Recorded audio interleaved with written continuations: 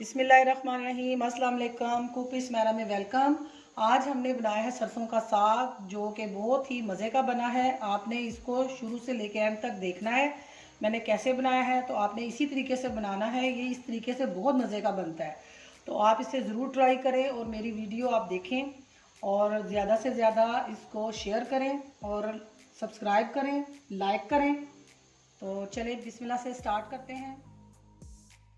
से हम स्टार्ट करते हैं। साग बनाने के लिए मैंने साग लिया है 1 किलो और उसमें पालक ली आधा किलो, एक गठी बाथूगी। इन तीनों चीज़ों को मैंने बारीक काट लिया। काटने के बाद मैंने अच्छी तरह इसको धो लिया, 3 दफ़ा धोया मैंने और साफ़ हो गया। उसके बाद मैंने इसके अंदर 1 लीटर पानी शामिल करके इसको चूल्हे पे चढ़ा दिया और अब इसमें कुछ चीज़ें जाएंगी। ये मेरे पास 1 छटांग सब्ज़ मिर्चें हैं, 10 अदद सुर्ख साबुत मिर्चें हैं, 1 टेबलस्पून नमक और 8 अदद लहसुन के जोए हैं। ये सारी चीज़ें हम इसमें शामिल कर देंगे और ये इतनी देर पकाएंगे जब तक ये गल जाए और ये काफ़ी टाइम लेगा, हल्की आंच पे पकता रहेगा। तो इसके बीच में हम चेक करते रहेंगे। अगर इसका पानी सूख जाए तो इसमें पानी ठंडा नहीं शामिल करेंगे, इसमें हम गर्म पानी ही शामिल करेंगे। और ये हम इसको अब हल्की आंच पे रख देंगे। उसके बाद हम इसको घोटेंगे अच्छी तरह। तो बस ये सिंपल सा है, इसमें कोई इतना मुश्किल काम नहीं है। बस इसको काट लिया, धो दिया, चढ़ा दिया। अब इसका बस काम है घोटने का, ये पकता रहेगा खुद ही।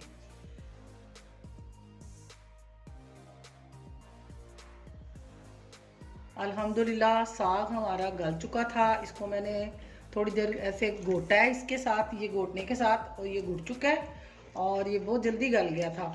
तो अब हम इसको तड़का लगाएंगे। मैं इससे ज़्यादा नहीं करूँगी, घोटूँगी। बिल्कुल ठीक घुट गया और इस तरह मुलायम हो गया। तो अब हम इसको बघार लगाएंगे।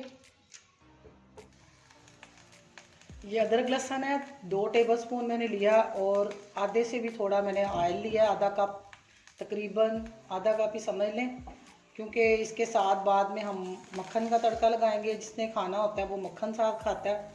तो ये बस एक दफ़ा मैं इसको लगा दूंगी तड़का, तो ये तैयार हो जाएगा।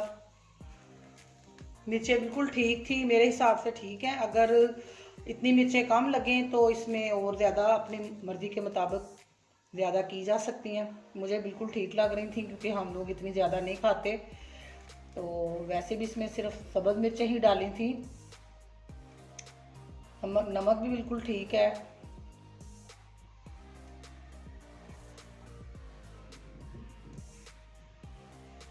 इसके साथ मैंने मक्खन तैयार कर लिया है। मैं दूध के ऊपर से मलाई जमा करती रहती हूँ, क्योंकि चाय में तो मलाई इस्तेमाल नहीं होती, तो मैं फिर मलाई जमा करती रहती हूँ। जब मैंने साग बनाना होता है तो फिर मैं उसका मक्खन निकाल लेती हूँ।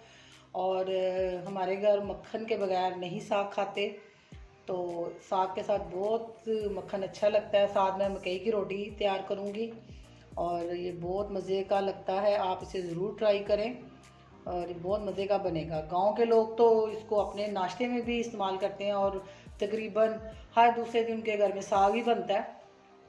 और मुझे भी ये फ्रेश बिल्कुल पसंद है कि ताज़ा ताज़ा बने और खाया जाए। फ्रीज़र में रख के मुझे भी पसंद नहीं है।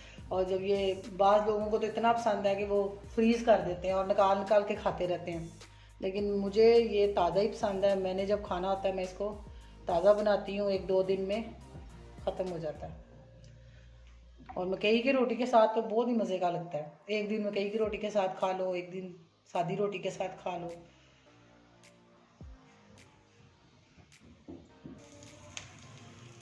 बघार रेडी हो चुका है। इसमें मैंने 1 टीस्पून साबुत ज़ीरा डाला है।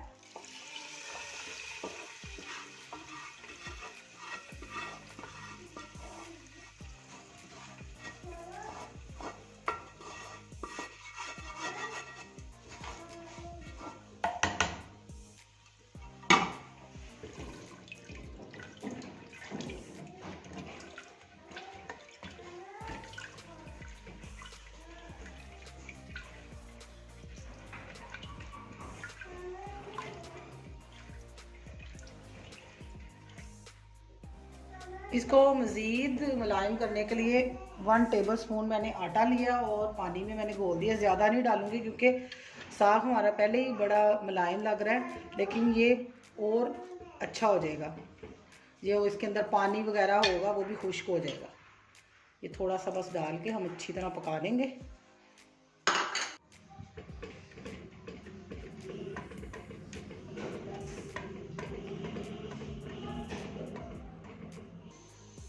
अल्हम्दुलिल्लाह सरसों का साग हमारा रेडी हो चुका है। अब इसके ऊपर हमने मक्खन रखा है जो पिघल जाएगा और बहुत मज़ा आएगा, इसमें शामिल हो जाएगा मक्खन भी। ये देखें अल्हम्दुलिल्लाह मैंने मक्खन भी निकाल लिया है और ये साथ खाएंगे, बहुत मज़ा आएगा। आपने अगर मेरे चैनल को सब्सक्राइब नहीं किया तो मेरे चैनल को सब्सक्राइब करें, ज़्यादा से ज़्यादा शेयर करें और इसको ज़रूर ट्राई करें। ये बहुत मज़े का बनता है, आप इसको खाएं और मुझे बताएं कैसा बना है। तो इसी के साथ मुझे इजाज़त दें। अल्लाह हाफिज़।